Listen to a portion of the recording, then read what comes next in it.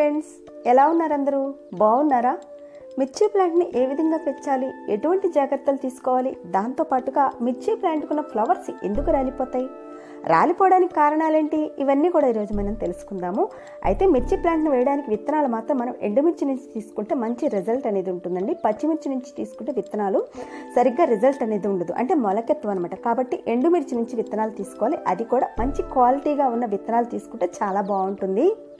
విత్తనాలు వేయడానికి సాయిల్ ఎలా తీసుకోవాలంటే ఒక 50% ఇసుక కానీ లేదంటే కోకోపీట్ తీసుకోవాలి, ఒక 20% కంపోస్ట్, ఒక 30% వచ్చేసి మామూలు మట్టి తీసుకోవాలి. దీన్నంతా కూడా మిక్స్ చేసుకుని ఇలా పెట్టుకోవాలి. ఆ తర్వాత ఇది డ్రైగా ఉంది కాబట్టి మట్టి ఒకసారి మనం వాటర్ వేసి మొత్తం కూడా తడి చేసుకోవాలి. ఆ తర్వాత విత్తనాలు ఈ విధంగా మనం వేసుకోవాలండి, దూరంగా వేసుకోవాలి.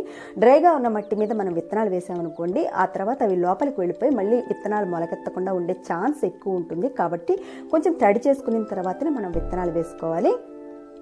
ఇలా మనం విత్తనాలు వేసిన తర్వాత విత్తనాలన్నీ కూడా క్లోజ్ అయ్యేలాగా మనం మట్టిని ఈ విధంగా ఒక లేయర్గా వేయాలండి. మరీ మందంగా వేయకూడదు, కొంచెం పలుచుగా వేసుకుంటే చాలు. వేసిన తర్వాత ఒకసారి వాటర్ని దీని మీద అంతా కూడా స్ప్రే చేయాలి. ఏ ప్లాంట్స్ వేసినా, ఏ విత్తనాలు వేసినా కానీ పాట్కి మాత్రం ఖచ్చితంగా హోల్ ఉండేలా మనం చూసుకోవాలండి. ఈ పాట్కి కూడా హోల్ ఉంది. ఆ తర్వాత దీన్ని తీసుకువెళ్ళి మరీ నీడ పట్టును కాకుండా మరీ ఎండన కాకుండా ఎండ తగిలేలా మాత్రం పెట్టాలండి. అలా పెట్టినట్లయితే మొలకెత్తుతాయి. ఒక 3-4 డేస్ కల్లా ఇవి మొలకెత్తుతాయి. ఇలా మొలకెత్తిన తర్వాత మనం ఒక 15 డేస్ కానీ లేదంటే ఒక 20 డేస్ కల్లా మనం వేరే పాట్లోకి మనం షిఫ్ట్ చేసుకోవచ్చు. కాకపోతే నేను కొన్ని కారణాల వల్ల నేను వేరే పాట్లోకి షిఫ్ట్ చేయలేకపోయానండి. ఇవి వచ్చి ఒక 30 డేస్ అయిందండి ఈ మొక్కలు వచ్చి. ఆ తర్వాత వేరే పాట్లోకి నేను షిఫ్ట్ చేశాను. ఇంత టైం తీసుకోవాల్సిన అవసరం లేదండి, ఒక 20 కానీ లేదంటే ఒక 15 డేస్ తీసుకుంటే చాలు. అయితే ఈ పాట్లోకి మనం షిఫ్ట్ చేసేటప్పుడు ఈ ప్లాంట్కు ఉన్న సాయిల్ ఎలా తీసుకోవాలంటే ఒక 40% వచ్చేసి మట్టి, ఒక 20% వచ్చేసి కోకోపీట్ తీసుకోవాలి. అలాగే ఒక 40% వచ్చేసి కంపోస్ట్ కానీ వర్మీ కంపోస్ట్ కానీ తీసుకోవాలి. ఈ మిర్చి ప్లాంట్ని వేరే పాట్లోకి మనం షిఫ్ట్ చేసిన తర్వాత ఒక 2-3 డేస్ పాటు నీడ పట్టున పెట్టాలండి. తర్వాత ఫుల్ సన్లైట్లో పెట్టాలి. సన్లైట్ అనేది ఈ ప్లాంట్కి ఖచ్చితంగా అవసరం అండి. సన్లైట్ ఉంటేనే దీని గ్రోత్ బాగుంటుంది, అలాగే ఫ్లవర్స్ గ్రోత్ కూడా చాలా బాగా వస్తుంది. ఈ మిర్చి ప్లాంట్స్ని నేను వాటర్ బాటిల్లోకి షిఫ్ట్ చేశానండి. మనం ఏ పాట్లోకి షిఫ్ట్ చేసినా కానీ మొక్క అనేది ఈ విధంగా ఎదుగుతూ నిటారుగా ఇలా వెళ్ళిపోతుందండి. ఆ తర్వాత ఫ్లవర్స్ వస్తాయి. ఫ్లవర్స్ వచ్చిన తర్వాత అలానే వదిలేయకూడదండి.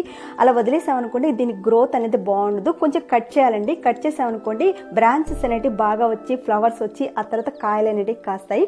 కాబట్టి ఫ్లవర్స్ వచ్చాయి, అరే మనం కట్ చేసి పారేస్తున్నాము అని బాధపడిన అవసరం లేదు. కట్ చేసిన తర్వాత దీని గ్రోత్ అనేది చాలా బాగుంటుంది.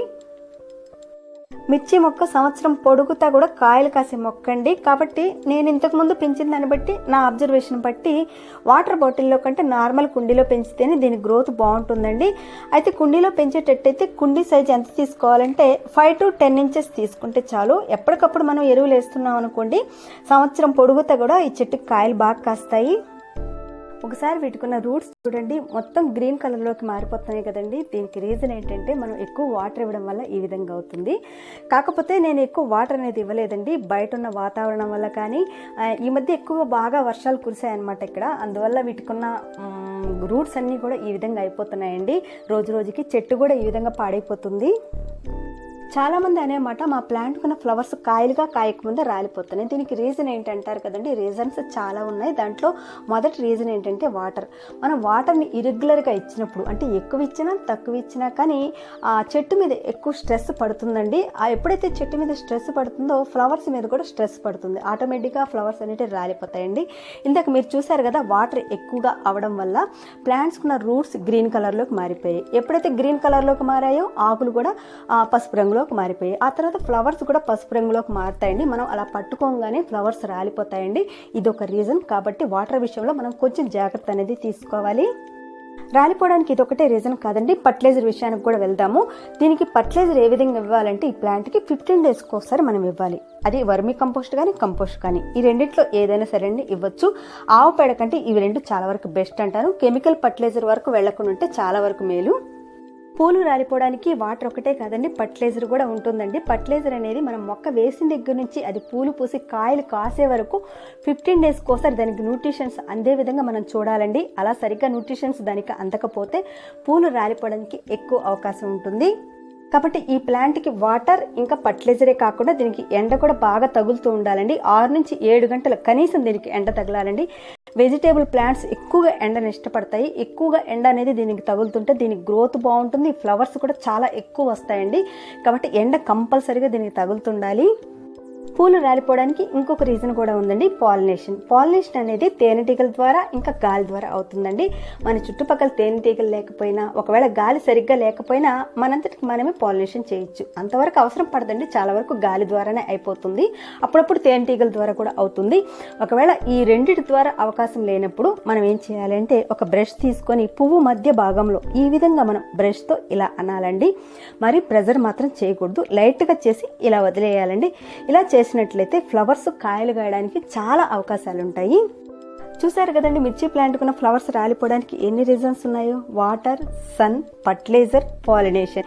ఈ 4 విషయంలో మనం అజాగ్రత్తగా ఉన్నాం అనుకోండి, ఫ్లవర్స్ రాలిపోవడానికి ఎక్కువ అవకాశాలు ఉంటాయి.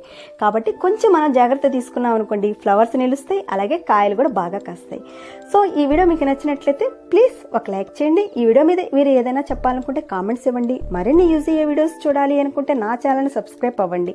నేను పెట్టే ప్రతి వీడియోస్ మిస్ కాకుండా ఉండాలంటే బెల్ ఐకాన్ ఖచ్చితంగా ప్రెస్ చేయండి. మరొక కొత్త వీడియోతో, మీ అందరికి యూజ్ అయ్యే వీడియోతో మళ్ళీ మేము ముందుంటాను.